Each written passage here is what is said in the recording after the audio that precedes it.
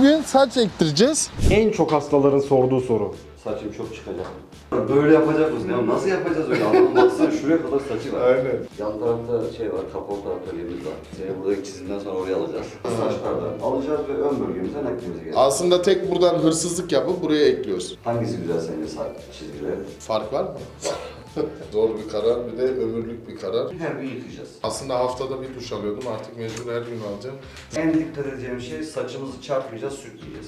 17. günkü halim böyle. Kafan karpuz gibi. Sallanıyorum böyle. Yaklaşık 10 saat sürdü arkadaşlar. İnsan ister istemez biraz yıpranıyor. Saç isteyen bunlara katlanması lazım diyelim. Senden gelmek isteyenler varsa onlara bir indirim sağlayalım dediler. İndirim kodunda Aslan Şimşek 10 belirlendik. Ahmet Bey'e Cepalt'a teşekkür ediyorum. Buraya kadar izlediğiniz için teşekkür ederim. Bay bay. Merhaba arkadaşlar. Kanalıma hoş geldiniz. Sana da günaydın. Günaydın. Sabahın köründe nereye getirdin bizi ya? Ya oğlum sen getirdin bizi ya, yemin ediyorum gözlerim yüzüm gözüm şişik geldi, yok saç ektireceğim Birileri mi bilmem dövdü ne. sabah, ne yaptı? Her yerim Yok. şişmiş. Hiçbir şey yok ama bakalım ne yapacağız bugün? Bugün ne yapıyoruz biliyor musun? Heh. Hep böyle uğraşıyordun ya saçlarımla. Hangi saçlarında? Geçen bir baktım, Ayrullah'la konuştuk. E-mail gelmiş 2 tane. Tamam mı? Doktor yazmış Ahmet Bey. Saç ekim, sponsorluk falan filan. Dedim Allah Allah. Genelde hayır için kimse yazmaz. İlk Yaz. tabii bir araştırdık ettik. Doğru çıktı. Cup Health. Umarım markayı doğru söylüyorumdur. Gittim görüştüm. Konuştuk ettik. Saçlarıma sponsor oluyor. Saçını mı yapacaklar yani? He, bugün saç ektireceğiz. Senin de artık saçların olacak ya. Benim de artık saçlarım olacak. Oğlum senin saçlı halin nasıl olur ki acaba ya? Bilmiyorum, sence? Bilemiyorum yani, bir değişik durur. Ben sana böyle alışmışım ya. 6-7 saat şimdi orada ne yapacağız, ben onu düşünüyorum. İşte bu videoyu izleyenler de, merak edenler, böyle saç ekimine falan ihtiyacı olanlar, bugünkü serüvenimizi tecrübe edeceğiz, size anlatacağız. O yüzden sarmadan izlemeniz lazım Evet. videoyu. Şimdi bende bir şey var biliyorum. Sponsor da olsa, içime sinmemiş olsa gelmem. Biraz araştırdım. Gerçekten kaliteli, iyi bir yere benziyor. Tecrübeyi de yaşayarak yapacağız. Sizi de baştan sona kadar misafir edeceğim bu durumda. İçeri geçelim o zaman. Geçelim moruk, bu senin galiba saçsız son videon ha. Aynen. Çok değişik. Ama ilk şey oluyormuş. 3 ay sonra geri dökülüyormuş. Yeniden çıkıyormuş. Yani 6-7 ay sonra İlk böyle saçını 6-7 ay sonra mı tarayacaksın? aşağı yukarı öyle bir şeymiş. Ben çok merak ediyorum ya. Ben böyle de ya. 6-7 ay sonra acaba senin saçlar ne durumda olacak? Şimdi bir 2-3 haftalık hazır videolarımız var. Aynen. 3 hafta sonraki gelen videolarda arkadaşlar saç ekilmiş tarzda olacak. Onlara dikkat ederseniz ince detayları orada görebilirsiniz. Ben aşırı meraklıyım kanka. Ben sana artık böyle alışmışım ya. Sence Hani yakışır senin- mı? Onu da pek bilemedim yani. Çünkü Hayrullah diyor abi sana böyle yakışıyor diyor Evet, mesela. sana böyle yakışıyor. Ben de saçlı halini çok merak ediyorum. Aynen Evet. o da olabilir. Ben mesela düşünsene, saçımı kazıdım. Neye benzerim? Yumurtaya benzerim aynı Aynen işte. zaten. Bana öyle alışık değilsiniz ya. Evet. Burayı Merhabalar. gösterecek miyiz acaba? Hoş bulduk. Nasıl? Bu Ahmet Bey, Merhabalar. Merhabalar. Hoş geldin. Murat Bey nasılsınız? Vallahi seni sorma. Asıl senin nasıl olduğun önemli Ben bugün. şu an heyecanlıyım. En zor olan bu 6-7 saat aşama olacak, sabırlı olmak. Birkaç bilgi verebilir misiniz? Ben dedim e-mail geldi, ilk başta baktım, araştırdım falan. Sonra içime sindi, zaten görüşmüştük. Bir görüşmek Bugün üzere. de o gün işte. Aynen. Bugün Artık kutsal gün. aynen bugün bana da saçlar umarım nasip olacak. Bir iki bilgi verebileceğimiz bir şey var mı mesela İlk insan? etapta saçlarımıza bir tasarım yapacağız. Yani saç Tamam. hattımızın nereden geçeceğini tasarlayacağız. Ondan sonra alım aşamamız başlayacak. Alım Tamam. aşamasından sonra gözeneklerimizi açacağız ve saçlarımızı yerleştirmeye başlayacağız. Peki aşamayı nereye göre değerlendiriyorsunuz Medas? Burada bizim alın kaslarımızın bize öngördüğü noktaya kadar çıkış yapacağız. Tamam, o zaman çizimde bir daha Sizinle görüşürüz. gene detayları Tamam, paylaşırız. orada devam ederiz o zaman. Gömlek yakıştı aslında. Yok, tişörtten başka önce giymiyorum yani. itibatlar, gömlek yakıştı falan. Tabii sen 6-7 saat sonra. Sen bizimlesin abi. Senin için aramızı iyi tutmamız lazım. Değil mi? Tabii ki de. Yani o bir saç hattımızı Tamam. Gökhan, bizim görüştüğümüzde şimdi mesela burası şey gibi gözüküyor ama görüştüğümüzde burada da seyreklik vardı. Evet, ben videolarından efendim baktım. Özellikle şu bölgesi çok parlıyordu. Lafınızı böldüm. Bilerek saçımı kestim ki belki görmeniz daha kolay oldu diye. Bilmiyorum doğru mu yaptım, yanlış mı Yok, yaptım? fark etmiyor. Normalde nasıl yani fark ediyor mu ya da nasıl daha net Ya, gözüküyor? Şimdi Hem bilgilendirmek senin için. gibi saç dökülmesi olan insanlarda Evet. buradaki zayıf bölgesi Tamam. kısa kullandığı zaman daha güçlü gözüküyor. Ha. O yüzden biz istiyoruz ki en azından bir 5-6 numara uzunlukta gelsinler ki o saçın uzun halinde nasıl bir performansı var saçların görelim. Ha. Mesela şimdi seni daha öncesinde hiç görüşmemiş olsaydı o uzun halinle. Daha olumsuz. Buraya geldiğinde ben şimdi diyecektim abi bu saçların arasına ekmemize gerek yok diyecektim. Anladım. O halinden seyrekliği bildiğim için. Arkadaşlar benim gibi doğru yapmaya çalışıp her şeyi yanlış yapmayın. Aynen. Biz zaten normalde şey diyoruz, tıraş olmadan gelin. Hocam bu mevzularda en çok merak edilen şey ne? En çok hastaların sorduğu soru. Saçım çok çıkacak mı? En çok o merak ediliyor. Sizin Biz... gibi olacak. Ha, bir de o sorular var. Sizin saçınız gibi olacak mı? Şimdi ben senin normal alın kasların olduğu hatta Tamam. işaretlemeler yapacağım. Şeye birlikte karar vereceğiz. Tam da oraya girecektim. Model 1, 2, 3 mesela ne imkanlar var? Yani biz Nasıl tuning yapılıyor? bu çizgilerin üstünde kalan her çizgiyi yapabiliyoruz. Anladım. Alta olmuyor ama üstte Altta her şey oluyor. Alt sınırımız burası. Tamam. Ama buranın üstünde kalan her çizgiyi yapabiliriz. Bu arada bilmeyenler için saçlar nereden alınıyor, nasıl alınıyor? Çünkü Donör- ameliyatı göstermeyeceğiz ya ondan Evet, dolayı. Donör bölgemiz arka tarafımız. Yani iki kulağın arasında ve ense bölgemizdeki Tamam. kısmımız. Bu bölgemiz doğuştan dökülmemeye programlı olan saçlardan oluşuyor. Ha. Bu saçlardan alacağız ve ön bölgemize naklimize gelecek. Aslında tek buradan hırsızlık yapıp buraya ekliyoruz. Yer değişikliği diye. Ha, yer Bizim halinde kullanıyoruz diye. Şimdi saç- bu daha aşağıda. Evet, bu daha aşağıda ve daha düzden geliyor. Bu daha yukarıda bir saç dizisi. Zor bir karar, bir de ömürlük bir karar. Onun için bir 60 saniye düşünelim. Ömürlük bir Az- karar atmış. Ha. Şunu yaptığımızda Hı hı. çıktı saç beğenmedin, şuna düzeltmemiz kolay. Ama bunu yaptığımızda bunu dönüştürmemiz imkansız. O zaman hiç daha düşünmeye gerek yok. Bunu yapalım. Direkt buraya geçelim. Bunu yapalım beğenmediğinde saç Tamam. çizgisi Ya zaten beğenmeyeceğimi zannetmiyorum. bence de. Benim için şu anda tek şey ilk bu 6-7 saati ondan sonra bir iyileşme süresine ilk Aynen. başta yoğun olan en zoru oluyor galiba. Bilgi verelim. Mesela ne önemli? Çıktım eve Ondan gittim. sonraki en dikkat edeceğim şey saçımızı çarpmayacağız, sürtmeyeceğiz. Çarpmayacağız, Biz bu saçları ekerken herhangi bir şeyle dikmeyeceğiz ya da yapıştırmayacağız. Kendi vücudunun İçine. iyileşme seriyle bunlar iyileşecek. Tamam oldu. Hocam, Umarım bu kadar bilgi. Su değmesi falan. Yok hiç sıkıntı yok. Ha, su değebiliyor. Yarın sadece yıkamayacağız saçlarını. Ondan sonraki gün her gün yıkayacağız. Ha her gün yıkayacağız. her gün. Tamam. Aslında haftada bir duş alıyordum. Artık mecbur her gün alacağım. Ya Allah yarabbim. Tamam oldu o zaman.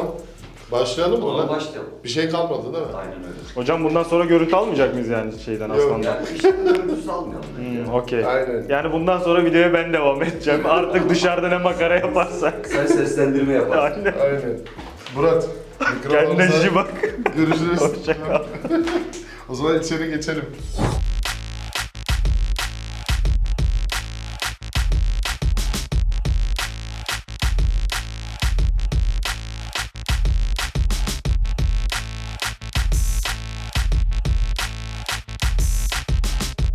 Evet Murat'cığım, Kanka kendine iyi bak. yolculuğumuz Biz buraya artık kadar. buradan Ayrullah'la Kadıköy'e falan ineceğiz. He. Orada takılacağız. Akşama sen işin bitince alo dersin bize, tamam mı? Umarım var ya sonuç iyi olur. Çok merak ediyorum. Olacak. Biraz- Kafandaki harita mı kanka? Kaçış planı Aynen. falan mı? Aynen. İzmit'in haritası. İzmit'te. İzmit'e nasıl kaçabiliyorum? Oldu o zaman. Bir şey Kendine demek iyi istiyor bak. musun? Laf sokmak istiyor musun? Vallahi artık aslancığım da taçları çıkınca fön makinesini ben hediye edeceğim sana. Wax falan da alayım mı? Kullanacak mısın? Olabilir. Tamam, artık saçım bir çıksın bakayım, ondan sonra Seninki peruk görüşeceğiz. değil mi? Yok, Aynen. benimki normal biliyorsun. Tamam. Neyse hadi ilk kuaför şeyin de benden. Tamam oldu. Hediye bu hocam bugün. Bu arada kapanışı sonra sen yapman lazım. Ben öyle göstermem kendimi. Bende. Tamam. Her şey bende. İyi sonra görüşürüz Hadi arkadaşlar. 6-7 saat. Değil mi abi? Yani 6-7 saat ben sonra. yanında mikrofona ses verdim. İyi gidiyor. Hadi ayrıllah, biz kaçıyoruz kanka.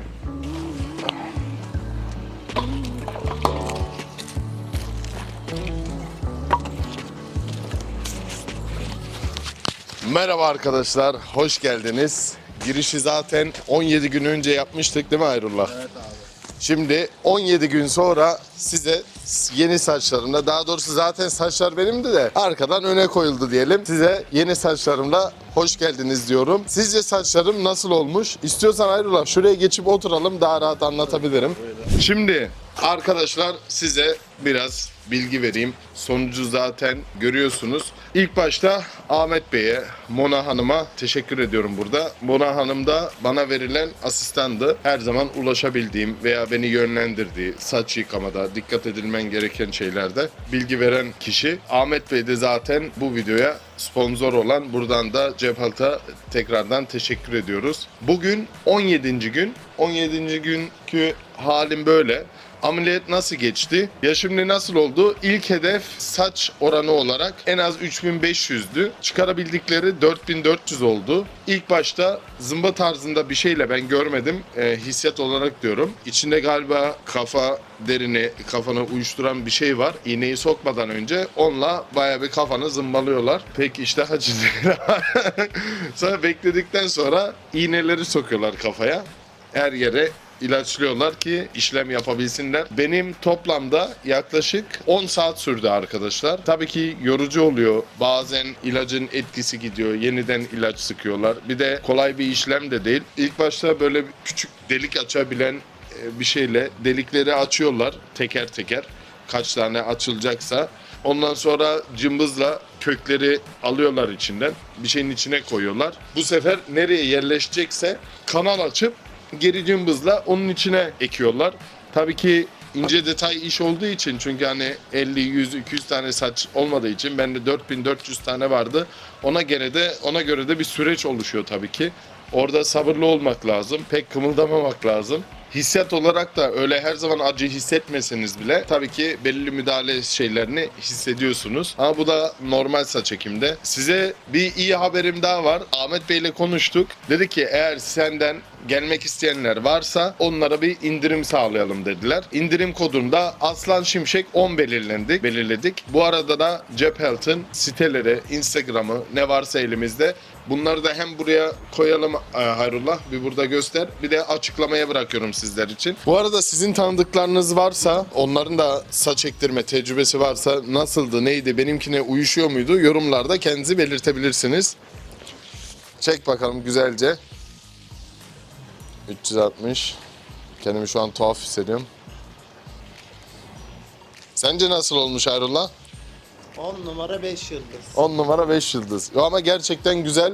Çevremdeki insanlar da genelde aslında olumlu tepki verdiler. Çok doğal durduğunu. Sizce nasıl olmuş arkadaşlar? Siz de yorumlarda belirtebilirsiniz. Sizce iyi mi değil mi? Onu yazabilirsiniz. Evdeki süreç. Ameliyattan çıkıyorsun. Kafan karpuz gibi. Sallanıyorsun böyle. Eve geçiyorsun. Bütün her şeyinizi veriyorlar. Şampuanını veriyorlar. İlaç var. Onu sürmen lazım. Haplarınız var. Onları almanız lazım. Şişirmeli bir şey vardı. Koruma vardı. Seyahat yastığı. Onun gibi bir şey vardı. İlk gün çok kötü.